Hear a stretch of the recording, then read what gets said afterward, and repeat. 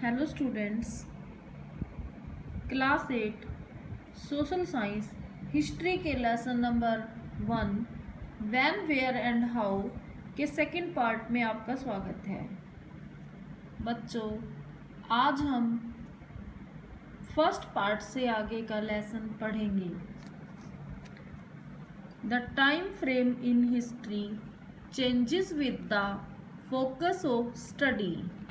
इतिहास में समय सीमा अध्ययन के विषय के साथ बदलती रहती है।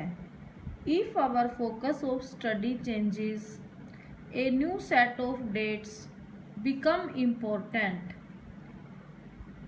यदि हमारे अध्ययन का विषय बदल जाता है तो तिथियों का नया सेट महत्वपूर्ण बन जाता है।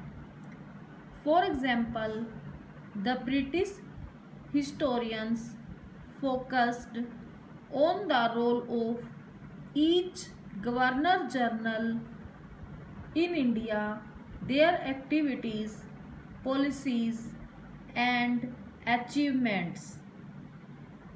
उदाहरण के लिए, ब्रिटिश इतिहासकारों ने जो इतिहास लिखे उनमें उन्होंने भारत के प्रत्येक जनरल के शासनकाल, उनकी गतिविधियों, नीतियों और उपलब्धियों पर ध्यान केंद्रित किया। They had no space for the activities of Indians and the condition of our society.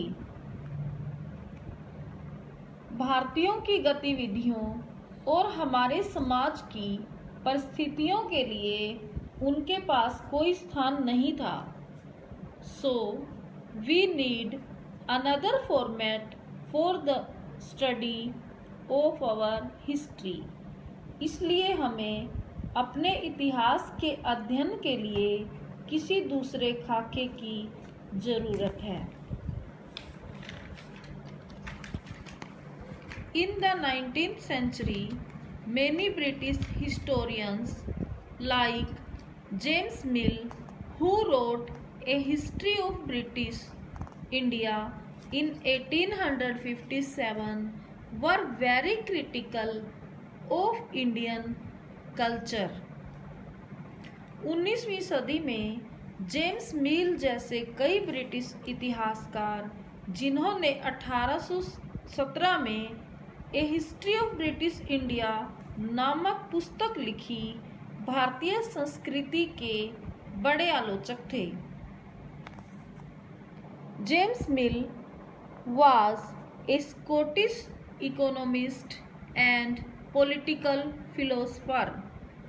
James mill Scotland का एक अर्थशास्त्री और राजनीतिक दार्शनिक था।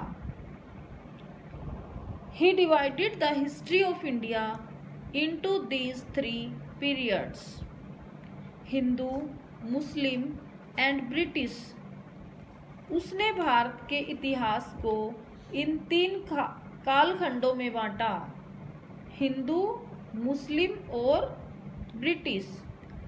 His division was based on the religions of the rulers. उसका बंटवारा शासकों के धर्म पर आधारित था। James mill advocated that all Asian societies were at a lower level of civilization than Europe.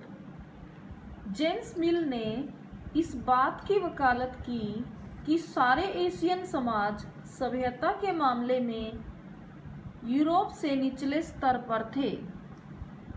He said that during the reigns of Hindu and Muslim rulers, the social life in India was dominated by caste taboos, religious intolerance, and superstitious practices. उसने कहा कि हिंदू और मुसलमान शासकों के शासनकाल के दौरान भारत में सामाजिक जीवन पर जातीय बंधनों, धार्मिक असहिष्णुता और अंधविश्वासों का प्रभुत्व था। It was the British who could civilise India.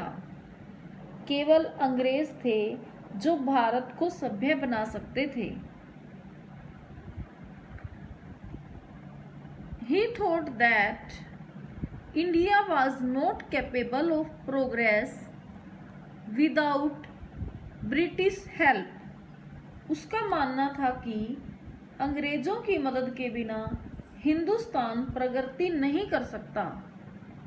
So he suggested that the British should conquer all parts of India to ensure the enlightenment and happiness of the people। इसलिए उसने सुझाव दिया कि लोगों को ज्ञान और खुशी प्रदान करने के लिए अंग्रेजों को भारत के सारे भूभाग पर कब्जा कर लेना चाहिए। But James division was full of drawbacks. लेकिन जेम्स का डिवीजन भी कमियों से भरपूर था। It was based on the religions of rulers. यह शासकों के धर्मों पर आधारित था।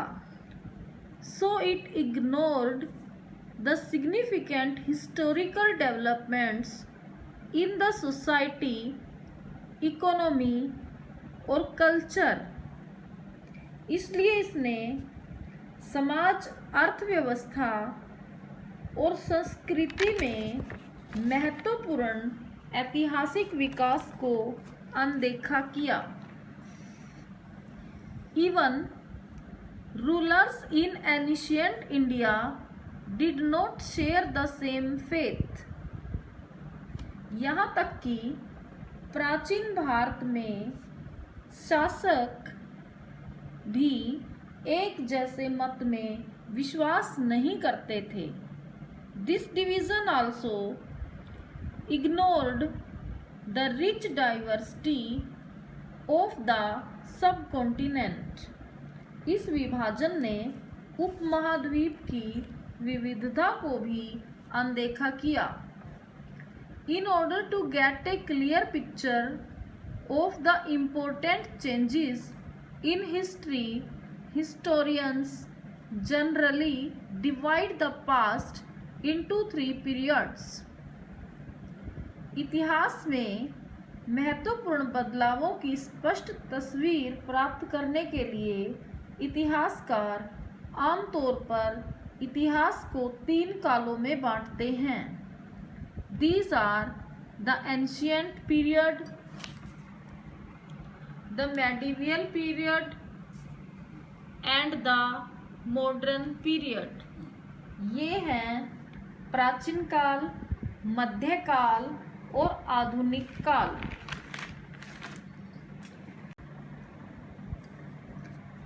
In this class we shall study the history of modern period, that is from 1750 AD to India after independence। इस कक्षा में हम आधुनिक काल यानी कि 1750 ईस्वी से आज़ादी के बाद तक के इतिहास के बारे में पढ़ेंगे। Modernity reflects material progress and intellectual advancement.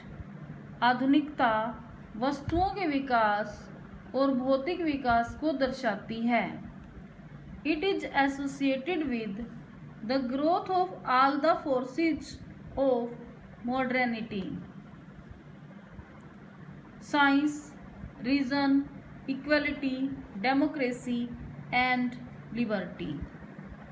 यह आधुनिकता के सभी बलों, विज्ञान, तर्क, समानता, लोकतंत्र और आज़ादी के विकास से जुड़ी हुई है। Since under the British rule the people of India did not have freedom, equality and economic prosperity. जबकि अंग्रेजी शासन के दौरान लोगों के पास समानता, स्वतंत्रता और आर्थिक समृद्धि नहीं थी। So this division also had some problems. इसलिए इस विभाजन में भी कुछ समस्याएं हैं। That is why some historians call this period as colonial period. इसलिए कुछ इतिहासकार इसे औपनिवेशिक काल कहते हैं। तो बच्चों, आज के लिए इतना ही। Thank you. Have a nice day.